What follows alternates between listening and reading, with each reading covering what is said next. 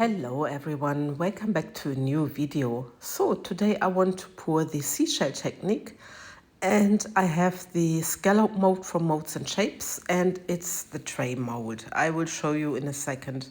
I prepared my cups with the resin. I'm using here the ultra cast resin. It's a medium viscosity resin, and I let it sit around about 20 minutes before pouring. So I have here for my white round about 60 grams, and I'm mixing it rather opaque. I think there are round about 12 to 14 drops in there, and I am just mixing it, as you can see.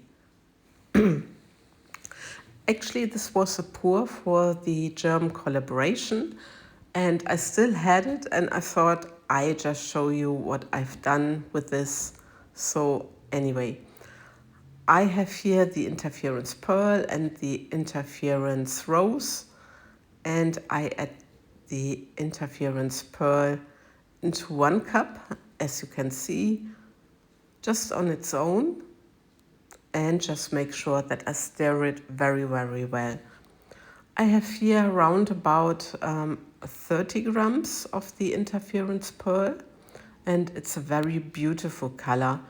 It's a pigment from Etta Art. I will link Etta Art and MoldsandShapes and everything into my description box.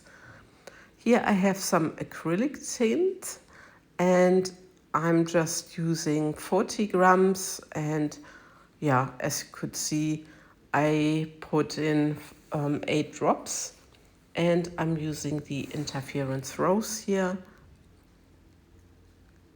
getting a little bit of the interference rose into this cup. So I'm also stirring this very well. I thought I'd take you with me for the process, how I'm mixing my colors, because that time I was pouring slightly different the seashell technique. So I also mixed my colors a little bit different, and I thought I'd take you with me. And this is now a green tone, and I also go like with 6 drops, and I have here some interference green. It's from Timo, this one, and I just add it to my green tone. I also need to mix this very well, and then I can very soon start pouring. Actually, I'm still not feeling 100% okay. I think some of you know that I had a very bad flu, and then I was on 1 week holiday and it was better, but last night I had some other problems, and well, I don't know. I'm now sitting here with my cover and I'm doing the voiceover, and I hope you don't mind that this is an older pour, but a lot of people who I thought, let's see the end result, said you need to show this, and yeah, this is what I'm doing now. Of course, you know, with being a little bit ill, I cannot pour at the moment, and yeah, anyway, so I just give my colors a final stir, that no particles are on top of my resin pieces or that they are dropping down and it's looking ugly. So that's what I'm doing. Really love the color combination between green and pink. Really love this a lot. So here's my mold, and it's the XL Scallop Tray Mold from MoldsandShapes, and it's a beautiful mold. So I can start pouring my clear resin. You see, I let my resin sit for 20 minutes, but it also took quite a while for me to mix my colors. So at the end, the resin don't have so much working time anymore. I guess I mixed my colors around about another 5 minutes, 10 minutes, and then there's already half an hour gone.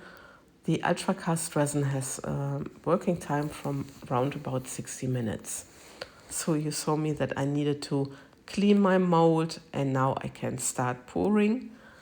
I'm pouring from the one side like it is with the seashell technique. I start with my green tone, you see it there, and I just let the resin flow in the mold. And here's my pinkish tone, and between the pink and the green you get like a purple shade, which is very beautiful. So I keep on doing this. So I have different layers of the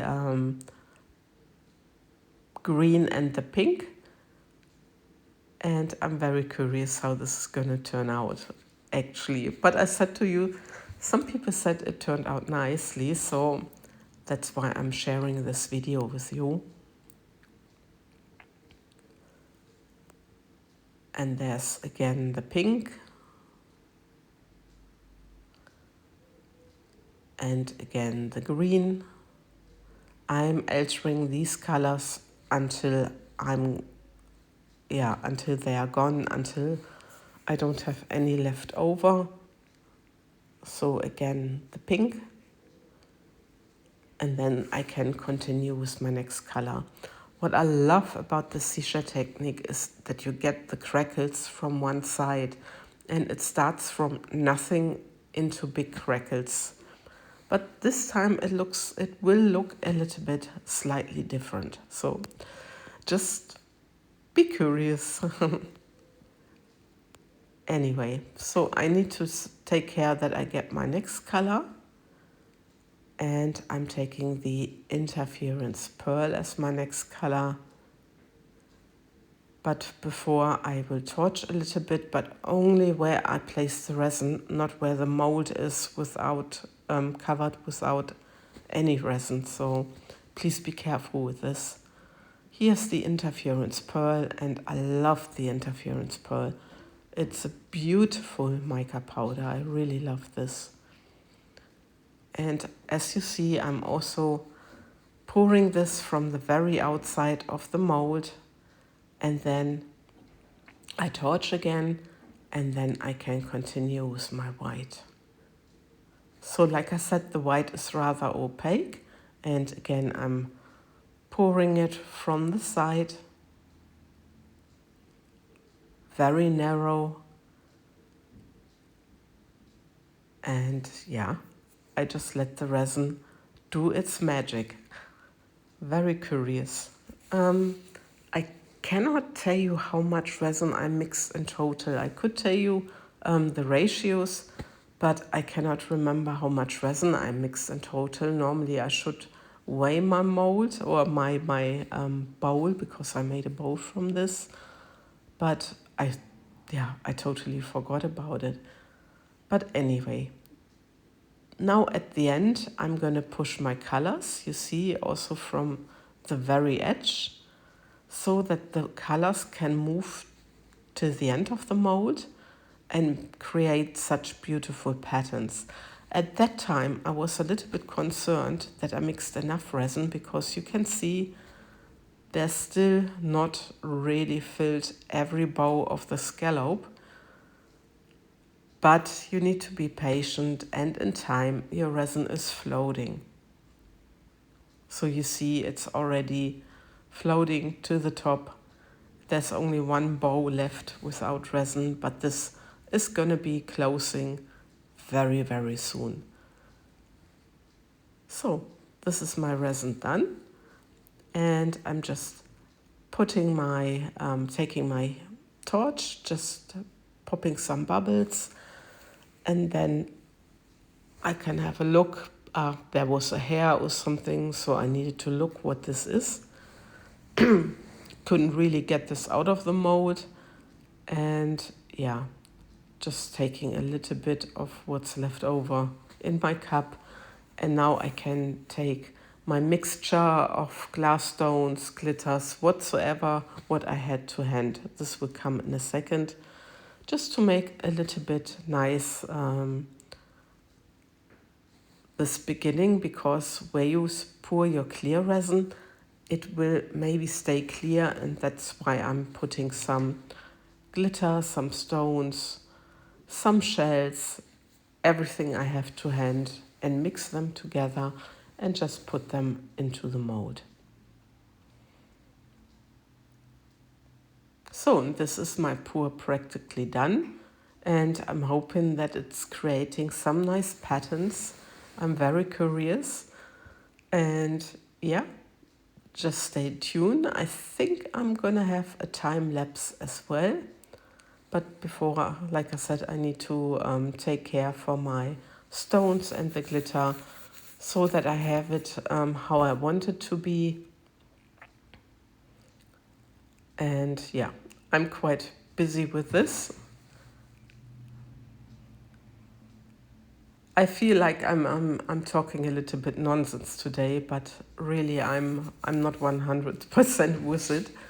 But I hope you have mercy with me. At the moment it is like it is, but there will come better times. Sometimes, yeah, you are just exhausted from daily life, and then you are a very, very easy target for some illnesses. But I will be back.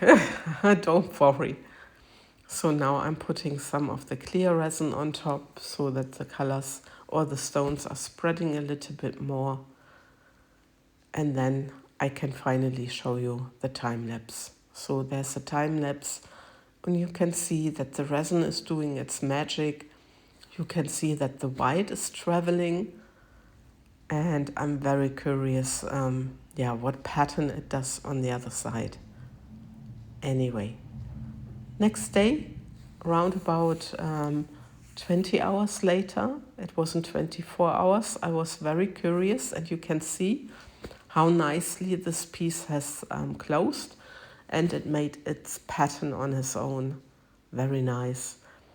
And now I just get it out of the mold.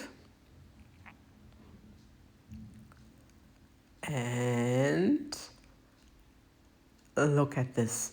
I was first a little bit disappointed, I need to admit. But because I used so much interference mica powder, it has a completely different appearance than when I'm not using so much mica powder, interference color. But I really love it because you can see the cracks. They are more like puffy cracks, and they start from nothing into, yeah, very beautiful crackles. And I here have the transparent resin at the edges. I'm very, very happy with this bowl. Yeah, I wonder what you think and if you like this pour. And we see each other hopefully for my next video. Take care, guys. Thanks for watching. Bye bye.